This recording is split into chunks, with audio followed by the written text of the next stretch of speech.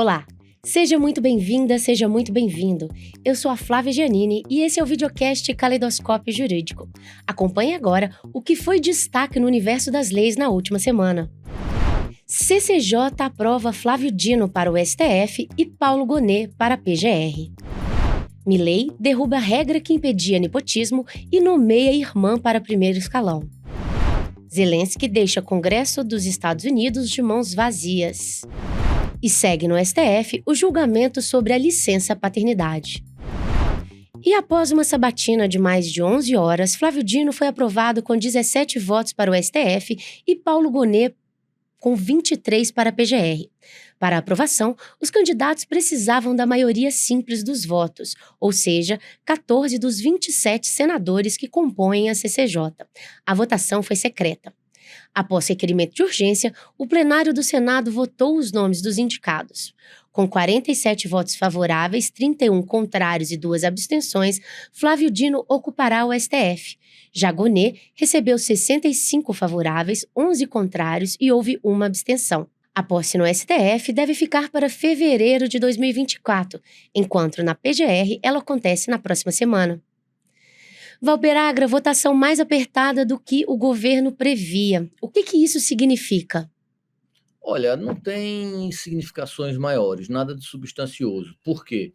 Porque todo mundo sabia que as forças ligadas ao ex-presidente Jair Bolsonaro teve uma ampla votação e uma representação tanto na Câmara dos Deputados como no Senado. Agora, Flávio Dino no STF e Paulo Gonet como Procurador-Geral da República são duas pessoas que o currículo já fala por si só.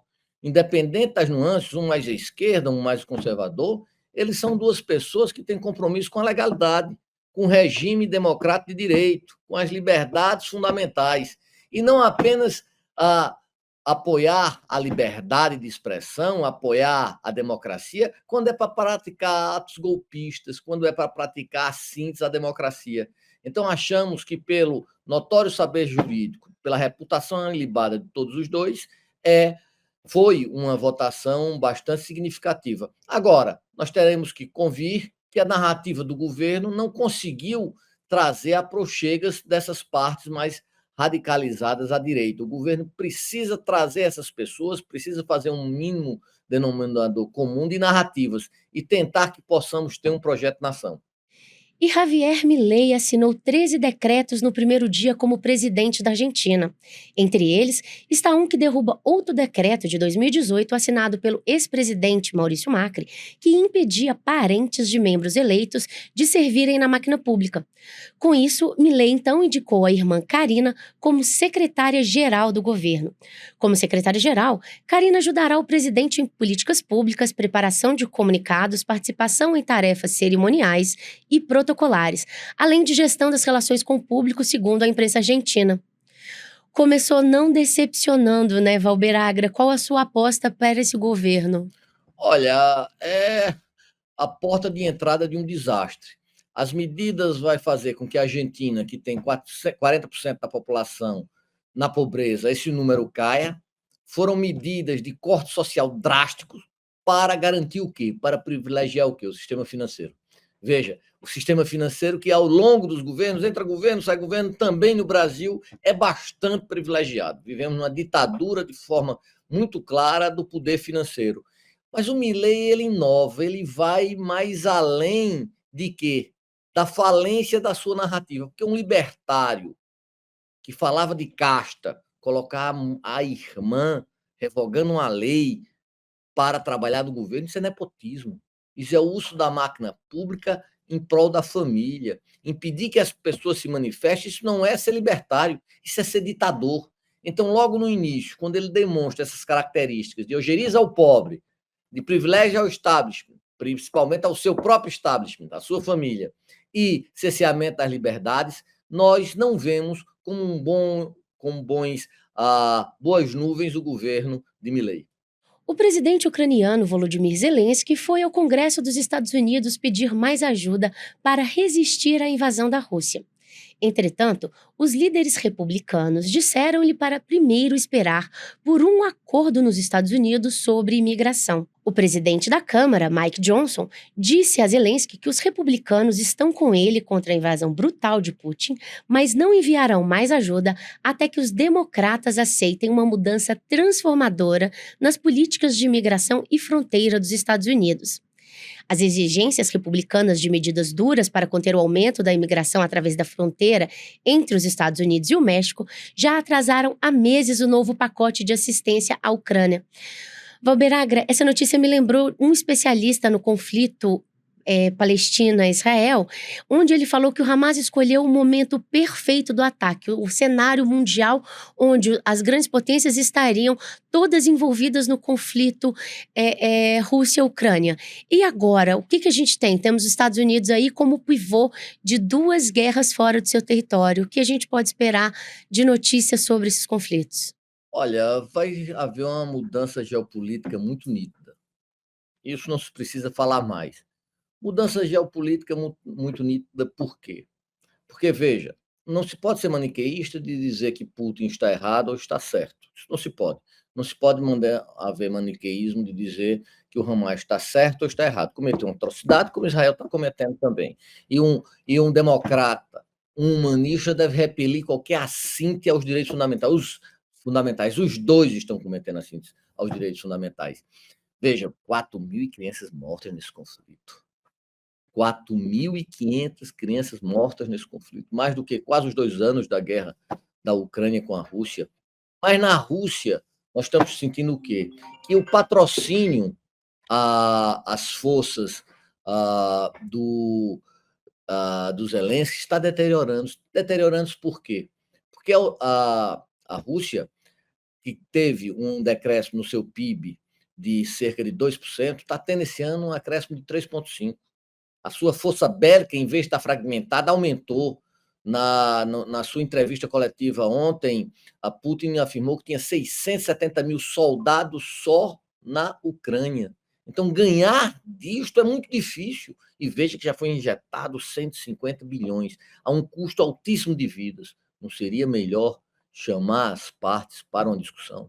Não seria melhor tentar-se um acordo de paz?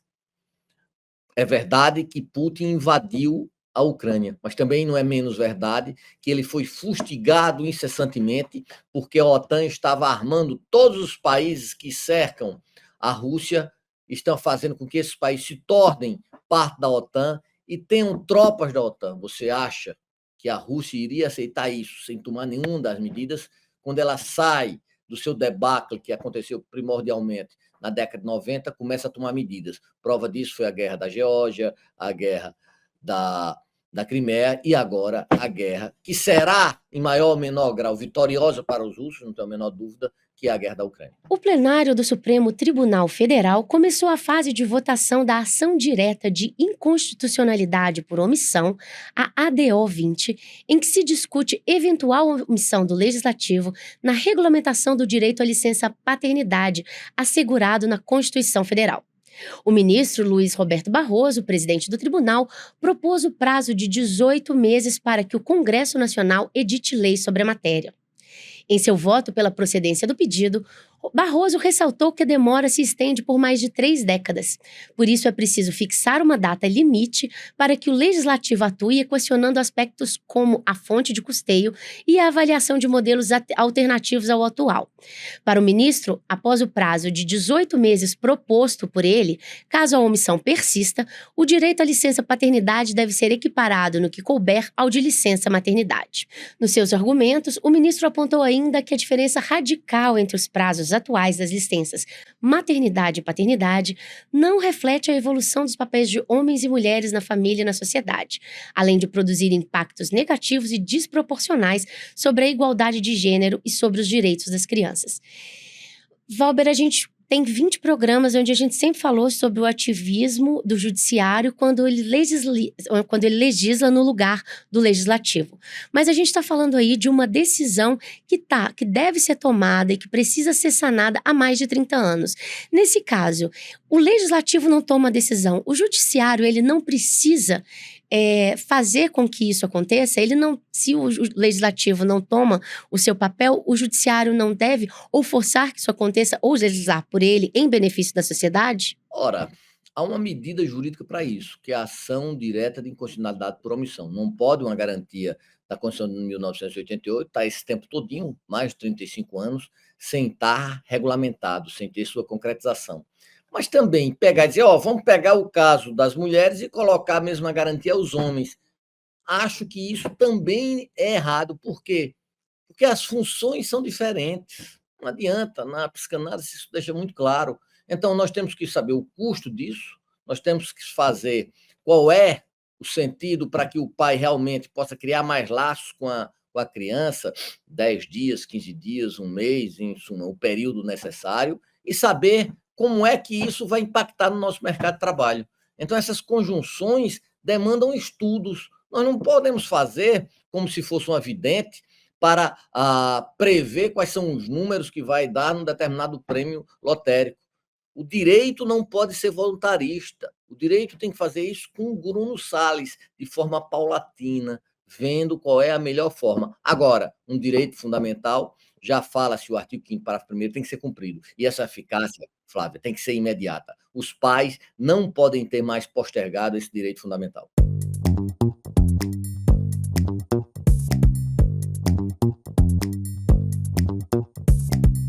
Olá, minha saudação a todos e a todas. Esse é mais um Caleidoscópio Jurídico. Esse especial por 2 motivos. Pelo convidado, Eduardo Rabenrost, que tem uma honra dele ter sido meu professor no doutorado, no PPGD da Faculdade de Direito do Recife, e por ser o último programa dessa temporada. Nós precisamos descansar, foi alguma coisa inusitada para todo mundo. E o nosso convidado agora é alguém que é um filósofo. É o que nós podíamos dizer um jurista de formação. O professor Eduardo Ramalho Rabenrost nasceu em São Paulo. Não vamos dizer a data, é um jovem, com toda certeza, principalmente nas ideias. Graduou-se pela Universidade Federal da Paraíba, na mesma instituição fez seu mestrado, depois foi bolsista da CAPES, realizado no DEA, Diploma de Estudos Aprofundados em Filosofia na Universidade de Estrasburgo, depois professor titular do Centro de Ciências Jurídicas da UFPB, professor hoje, não diria aposentado, mas retirado da linha de frente temporariamente, é um conferencista internacional, é um pesquisador, foi pesquisador do CNPq, pesquisador na Universidade de Buenos Aires, tem uma ampla gama de livros publicados, palestras em várias universidades do Brasil e afora. Então, Rabenrost, passa a palavra para você. Eu queria agradecer, né, dizer quão honrado eu me sinto de poder participar desse programa, né, o Caleidoscópio, que eu acho que é uma iniciativa muito interessante, né, para divulgação desse conteúdo jurídico. Estender, né, esse agradecimento a você, Valber, que é uma pessoa com quem eu tenho uma relação que lá se vão 30 anos, no mínimo, né, vamos dizer assim. Acompanhei a sua trajetória brilhante, né, tanto no magistério como no âmbito da advocacia, mormente a advocacia eleitoral, né, um filho ilustre de Campina Grande, né, para quem não sabe, Campina Grande é de onde vem a la crème de la crème da intelectualidade paraibana, né? Quer dizer, então eu com muita alegria no coração e profundo sentimento de honra que eu aceitei esse seu gentil convite para participar desse programa. Rabenrost, vamos sair das flores e vamos para os espinhos. Uma primeira provocação. Filosofia. Você é um grande filósofo, conhecido no Brasil e internacionalmente. Filosofia no século XXI é possível diante desse mundo visual, diante do TikTok? O TikTok, ele inutiliza a filosofia, Rabenrost? Olha, é uma pergunta interessante, né? O meu pós-doutorado, o último que eu fiz na Universidade de Aix-en-Provence, lá na França, no sul da França, tratou exatamente da cultura visual, né? De que maneira a sociedade contemporânea se deixou capturar, se tornou refém de uma profusão de imagens, né? Quer dizer, predomina essa cultura visual em vários sentidos, né? Com o agravante da internet, e isso afeta a nossa sensibilidade, né? Então, essa pesquisa era sobre estética social, né? Estética social, aí, o termo estética não é no sentido das belas artes, mas no sentido grego, né? Sensibilidade. De que maneira isso afetou a nossa sensibilidade, a forma como nós nos relacionamos uns com os outros e nos relacionamos com o mundo, e de que maneira respondemos a isso, né? Então, nesse sentido, é claro que eu vejo com muita preocupação esse avanço, né, do mundo digital, a forma como ele afeta nossos jovens, nossas crianças. Agora, eu não sou um pessimista, porque leitor de um filósofo alemão, Walter Benjamin, né, que dizia que essa coisa vai num sentido e no outro, né? Quer dizer, ao mesmo tempo em que ela afeta a nossa acessibilidade, nós não somos simplesmente passivos, né? Quer dizer, nós também temos como devolver alguma coisa que altera esses dispositivos que tanto nos afetam.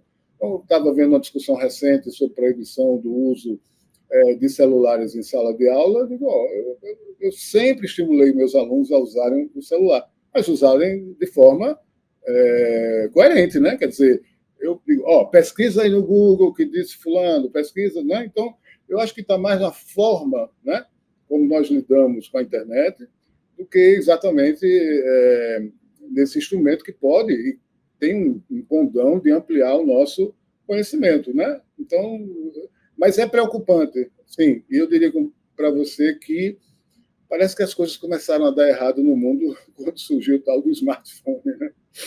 É uma impressão que eu tenho. A atividade de crítica que é fundamental na filosofia. Eu não estou falando nem da filosofia kantiana, estou falando da filosofia moderna. Esse mundo consumista, esse mundo egóico, esse mundo do mais gozar, hedonista, a crítica é possível? Melhor dizendo, diante da alienação, é possível ter crítica? Aí a gente tem que entender, né, esses vários sentidos que o termo crítica tem, né, teve ao longo da história da filosofia. Quer dizer, a crítica pode ser, como você mencionou, nessa perspectiva mais epistemológica, kantiana, né, de uma crítica do conhecimento. A crítica pode ser essa um pouco mais comum, prosaica, que é a crítica literária, a crítica cinematográfica, enfim. E existe um outro sentido da crítica, que muitas vezes é olvidado, que é o de Marx, né? Quer dizer, a crítica como elemento de transformação social, né? Então, aquela famosa frase de Marx, 18 Brumário, os filósofos há muito interpretaram o mundo, mas agora cumpre transformá-lo, né? Então, talvez esse último exercício da crítica esteja cada vez mais difícil, né? Quer dizer, porque por falta de imaginação, por falta de perspectiva, nós não conseguimos imaginar, conceber, né, uma outra forma de organização social, econômica, política, que não seja a do capitalismo, né? E, normalmente, na sua fase presente, né, um capitalismo focado no mercado financeiro, focado na obtenção de rendimentos, né, com todas as consequências que ele vem a produzir, crise climática, né, trabalho informal, etc. Então, a crítica vai ficando cada vez mais difícil. Mas eu, seguindo um professor espanhol, eu adotei estratégias em sala de aula que são assim, fazer perguntas que poderiam soar até absurdas, né? Aí eu disse, o trabalho de hoje aqui é vocês escreverem sobre o que Sócrates faria com um smartphone. Aí as respostas são divertidíssimas, né? Quer dizer, será que Sócrates ficaria de todo dia preso ao Instagram? Com certeza não, né? É interessante. Você, em um tempo da sua vida, foi um neocontratualista. Se eu estiver errado, você me corrija. Foi um dos primeiros professores a trazer todas aquelas inovações dos neocontratualistas aqui. Principalmente para para o nosso PPGD. Neocontratualismo nessa pós-modernidade é possível? Consenso é possível diante dessa estratificação exacerbada da sociedade? Também uma pergunta que me coloca numa situação um pouquinho complicada. De fato, tínhamos professores como Vamria Chacon, na UNB, que já trabalhavam, né, com o pensamento de John Rawls, foi a primeira tradução, inclusive, da teoria da justiça. Quando eu regressei do meu doutorado, tinha muita afinidade com o pensamento de Rawls. Depois, com outras leituras, né, eu fui percebendo a limitação, né, dessa teoria neocontratualista da justiça, especialmente no que concerne a pouca atenção que Rawls dedicou às mulheres, né, a questão, porque a ficção do contrato social, quando a gente analisa, e você lê uma autora feminista como Carol Petman, né, diz assim, esses homens que se reuniram ficcionalmente, fictivamente, para fazer um pacto social na esfera pública, alguém ficou em casa cozinhando, alguém ficou em casa lavando os pratos. Né? Então, essa pouca atenção, que depois Rawls veio a corrigir, e depois, na repercussão dessa teoria da justiça neocontratual do ponto de vista do direito nacional. Né? E aí, de fato, a gente comprova isso hoje em dia, uma crise, né, desse projeto utópico, né, de funcionamento de uma ordem mundial multilateral, né, com suas organizações capazes de agir, né, de impor um modelo universal, e revemos agora o surgimento ou o ressurgimento da guerra entre países, não é? De guerras civis, de dilaceramento, né, dos laços sociais, né, em países, uma polarização política, quer dizer, é cada vez mais difícil pensarmos, eu acho que o próprio Habermas, né, foi também tomando consciência disso, né, com o fracasso de uma Constituição Europeia, com problemas sérios do tipo a imigração, né? Nós temos hoje 1 milhão, mais de 1 milhão, 1,3 milhão de pessoas refugiadas, né, no mundo, que é uma coisa escandalosa, que deveria causar indignação a todo mundo. Eu acho que foi ficando cada vez mais distante essa utopia. Né? E, ultimamente, eu tenho lido bastante. Você foi amigo dele também, foi aluno dele também, nosso grande professor Danilo Zollo, né? Um realista em termos de direito internacional, e, sobretudo, aquele que o mais influenciou, que foi Carl Schmitt, né? Uma perspectiva bem diferente, não que com isso eu tenha deixado de lado, né, as minhas fontes naturais, Kelsen, Rawls, etc., mas, né, a gente não pode fechar os olhos para as mudanças contemporâneas, né, que desafiam muito. Você ocupou parte do seu trabalho sobre os direitos fundamentais. Vários professores da sua geração, da minha, escrevemos vários e vários compêndios, gastamos muita tinta nisso. Mas aí vem uma provocação. Diante do acontecido em Gaza, seja do assinte ao Hamas, seja do genocídio perpetrado lá em Gaza, onde apenas um grande jornal da Europa se posicionou contrário a esse morticínio, é o País. Os outros, todos silentes. A grande mídia, toda silente. Diante disso, diante dessa omissão contumaz da Europa, eu ainda posso falar que os direitos fundamentais, os direitos humanos, têm ainda relevância para o mundo jurídico? Você não acha que nós gastamos muita tinta? Foi, usando algo coloquial do nosso Nordeste, não foi muita farinha para pouco pirão, não? Eu, no momento, né, estou revisando um livro que ocupou assim, um espaço de importância na minha vida, né, que eu dediquei ao tema da dignidade humana, e está esgotado, e eu estou tentando refazê-lo, né, e vou percebendo, né, que nesses últimos 23 anos, que foi um livro 22 anos, foi publicado em 2001, né, pela Brasília Jurídica, que nem existe mais, eu acho.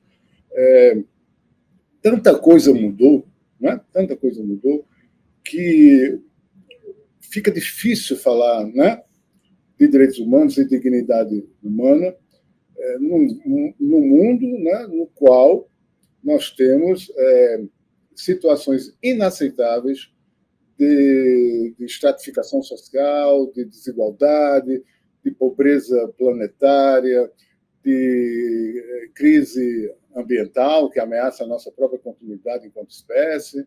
Né? Quer dizer, nós não temos mais aquele discurso otimista, eu pelo menos não tenho mais, né, de 20 anos passado, né, em que a gente acreditava que direitos humanos, dignidade humana, todos esses princípios e valores poderiam formar algum, que eu chamei na época de alguma moralidade democrática. Né? Essa moralidade parece ter, né, se esfacelado. Né? A própria democracia entrou numa crise profunda, né? Quer dizer, um avanço de um pensamento liberal econômico, mas conjugado com pautas conservadoras do ponto de vista da cultura, né, de uma série de fatores, e não sei mais como pensar a dignidade humana daquela forma, né, que outrora eu imaginei. Eu acho que hoje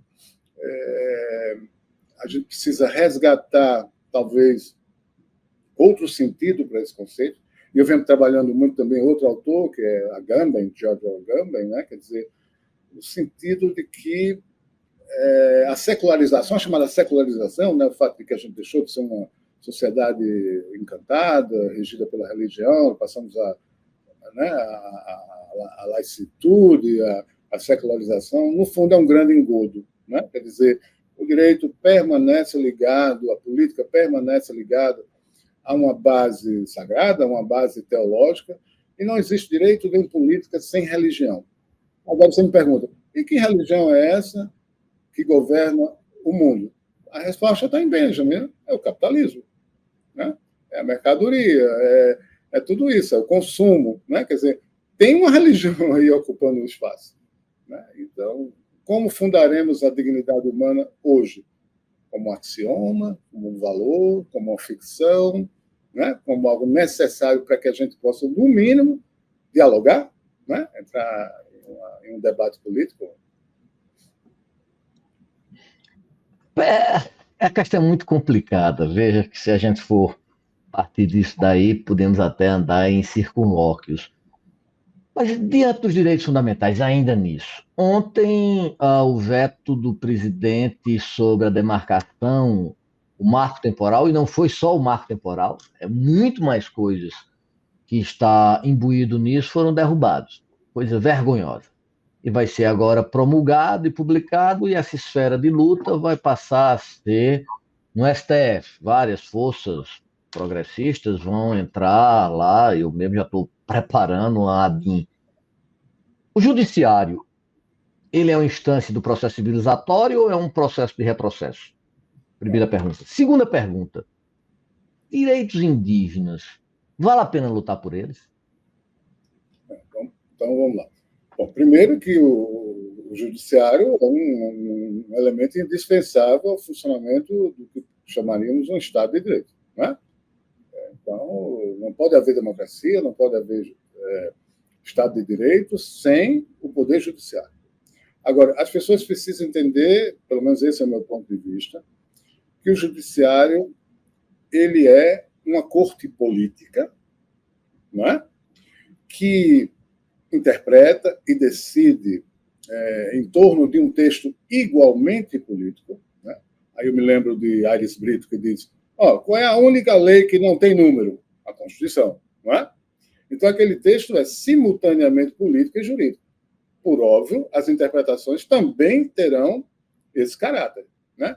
Então, falar de ativismo judicial, falar dessas coisas, é entrar num debate que, para mim, não faz o menor sentido. É papel do judiciário, especialmente quando você tem uma recusa por parte do legislativo, né, de pautar determinadas pretensões. Né? Então, você você não tem coragem, não tem maioria, ou você não quer se expor a discutir um tema, sei lá, como o aborto, a legalização das drogas, o casamento homoafetivo, aí você joga a bomba né, no colo do judiciário. E o judiciário, né, por um princípio básico de direito, né, tem que decidir. Né? Então, e vai decidir, e o que coloca a sociedade numa situação muito vulnerável. Né? Eu tenho amigos assim que eu digo, olha, você está aí fazendo seu casamento, mas veja, o que lhe segura é uma decisão do Supremo, né?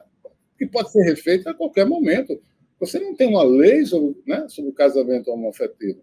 A Constituição é claríssima, né? Casamento é entre homem e mulher. Então, muitas coisas são decididas pelo judiciário e compreendidas como se fosse um exercício de ativismo judicial. Bom, no que tange aos povos originários ou nativos, né, do continente, dos 3 continentes americanos, nós tivemos fenômenos políticos, econômicos, sociais, especialmente o colonialismo, não é isso? Então, colonialismo. Tivemos o extermínio em massa dessas populações, né? Extermínio. E aí o pensamento liberal é extremamente ambíguo quanto a isso, né? Se você lê um autor como Domenico Losurdo, Contra a História do Liberalismo, você, né, fica pasmo, né? Assim, John Locke, o pai do liberalismo, era acionista do tráfico negreiro. Né? A Igreja Católica no Brasil tinha uma quantidade de escravos. Né? Os beneditinos, eu sou beneditino, até verdade. Eu fiquei, meu Deus, os beneditinos tinham 4.000 escravos, né, no Brasil. Não é? Então, essa população, que nunca foi tratada com dignidade, né, para retomar o termo, em nenhum momento de sua história, em nenhum momento, né, vilipendiada do ponto de vista da posse da terra, vilipendiada de seus costumes, vilipendiada de sua língua, não é? De seus espaços sagrados. Ela, na Constituição de 88, recebeu outro tratamento, mas há uma incompreensão e uma pressão, né, para que o modo de vida, né, dessas comunidades não seja respeitado, né, e que se implante um modelo de desenvolvimento, né, enfim, e aí as pessoas vão alegar direitos mais diversos, e aí só assim, a título de um tanto jocoso, né, eu sempre brinco com os meus alunos, pautado em Baudrillard, que Lyotard, quando aparece um direito, tenha certeza que é porque esse direito, esse bem protegido, já foi definitivamente perdido. Não é? Aí fala de direito à vida porque a vida não vale mais nada. Direito ao meio ambiente é porque o meio ambiente se acabou. Não é? Então, a gente vive uma situação muito ambígua, né? Mas a pressão é muito grande, né? Seja no âmbito do legislativo, seja no âmbito judiciário. Eu fico muito assustado, né, com esse confronto, né? Você está decidindo um processo no Supremo, o Legislativo faz uma lei, né? E fica, e agora? Né? O guardião da lei, né, está decidindo e aquele que faz a lei está apresentando outras coisas. Eu não sei, né? Como é que nós vamos ficar nessa luta, nessa disputa, nessa polarização que tem que acabar nesse país, que é uma polarização, sobretudo, afetiva, passional. Ela não é mais política. Né? Ela deixou de ser política. Né? Então, as pessoas brigam em casa, acabam o casamento, né? Rompem relações familiares por conta de uma posição política. E, no final das contas, o que a gente observa é que, bom, nem mencionar o abraço na sabatina do Supremo, mas as coisas, né, mudam, porém permanecem iguais. Já que você falou na sabatina, você é alguém comprometido com a diversidade. Tudo bem, todo homem, todo humanista, que deveria ser a religião do terceiro milênio, parâmetros claros, compromissos claros com a dignidade da pessoa humana, com o outro, deveria ostentar. Se falou numa mulher, se falou numa negra, mas um comunista como está hoje nas reportagens dos jornais, no Supremo, teria um avanço? Primeira pergunta. Realmente, eu posso falar de comunista no dia de hoje? Segundo, e se eu pudesse falar de comunismo, e se ele fosse comunista, esse comunista não seria muito mais do que vermelho por fora aliás, vermelho por fora e amarelo por dentro, liberal por dentro? Essa é uma pergunta, na verdade, todas as minhas perguntas não são perguntas, são provocações. Bom, Carl Schmitt diria que a base da política é a divisão entre amigos e inimigos, não é isso? Então, você precisa, para consolidar uma identidade, as pessoas perdem o sentido da vida. Né? Nós vivemos num momento em que o sentido da vida parece ter desaparecido. Então, você tem que reconstruir essa identidade, né? A partir de um agrupamento com aqueles que você considera amigos e, por lógico, por consequência, se opondo aos que são inimigos. Né? Isso é terrível. Eu não sei, por exemplo, Flávio Dino foi meu aluno, não sei se você sabe disso, né? E eu não sei se Flávio Dino é um comunista.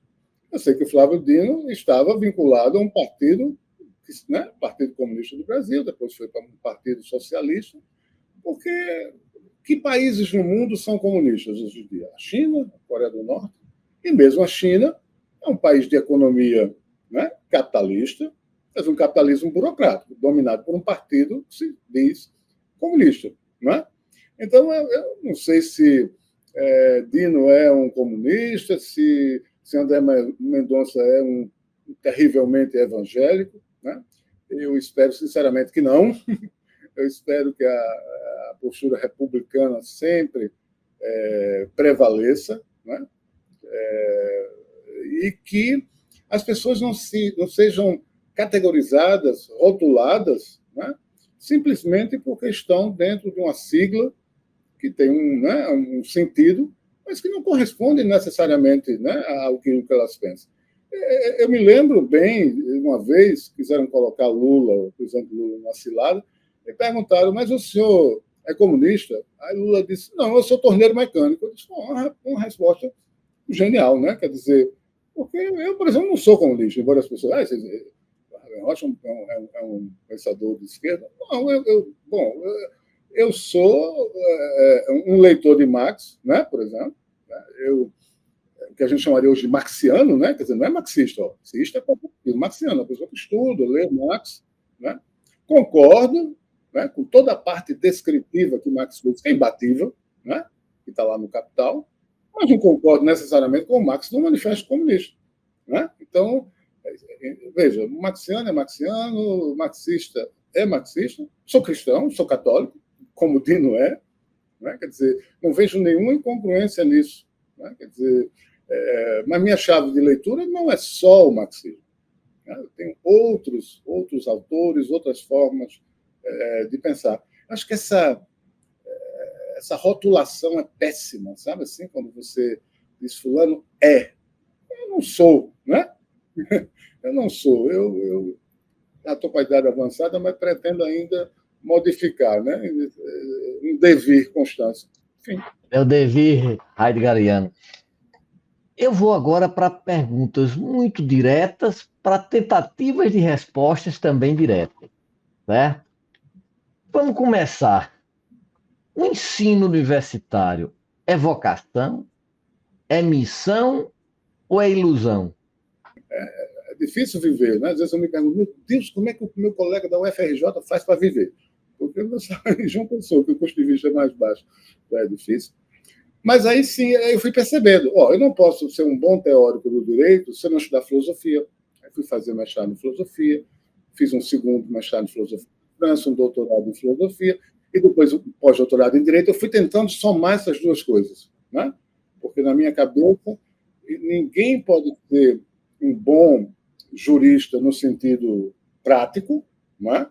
Um bom juiz, um bom advogado, né? Um bom membro do Ministério Público, se ele não tem uma base, né, filosófica ou teórica. Né? Kant, o filósofo alemão, dizia, tem duas perguntas no direito. Quid iuris, o que é de direito, que é a pergunta que você, quando está lá advogando no Supremo, brilhantemente, como eu vi outro dia assistindo, né, vi pela televisão, você não está perguntando o que é o direito. Você está perguntando o que é de direito, né, e trabalhando em favor do seu constituinte e da sua causa. Mas você não pode chegar a essa conclusão sobre o que é de direito sem saber o que é o direito. Então, você é um estudioso também da teoria do direito, né?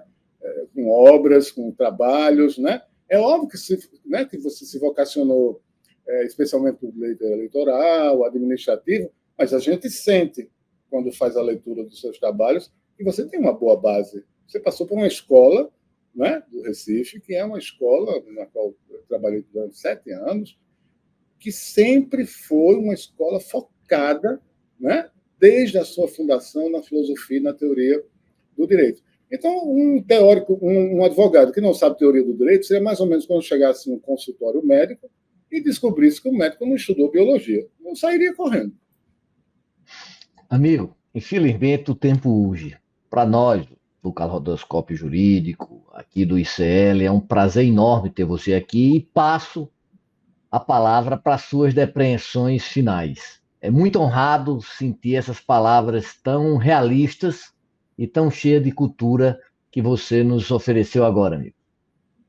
Bom, então, reiterando meus agradecimentos, né, e meu sentimento de honra e também, né, renovando a amizade que eu mantenho, né, com você, Valber, admiração, né, pelo seu trabalho, pelo seu destaque. Eu fico muito orgulhoso quando falam sobre você. Não, Valber, meu amigo, né? Enfim, a minha preocupação hoje, né, já que eu estou aposentado, é reler certas coisas, e meu foco é a juventude, sabe?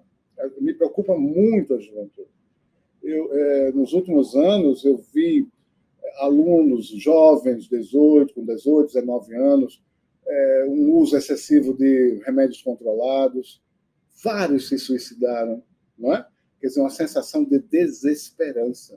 E é preciso que a gente cuide disso, quer dizer, a juventude tem que ter uma referência, tem que ter algum projeto de futuro, mesmo que o cenário seja o pior possível, né?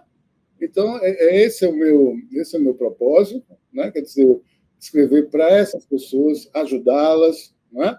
E ver se, do ponto de vista do ensino universitário, do qual não farei mais parte, né? Se as coisas melhoram, né? Que a gente ensine o direito de uma maneira menos focada, né? Um retrovisor olhando para trás e mais para esse futuro que se apresenta de uma maneira muito desafiadora. É isso. Também acho, Rabenhost, acho que os jovens é nosso principal escopo.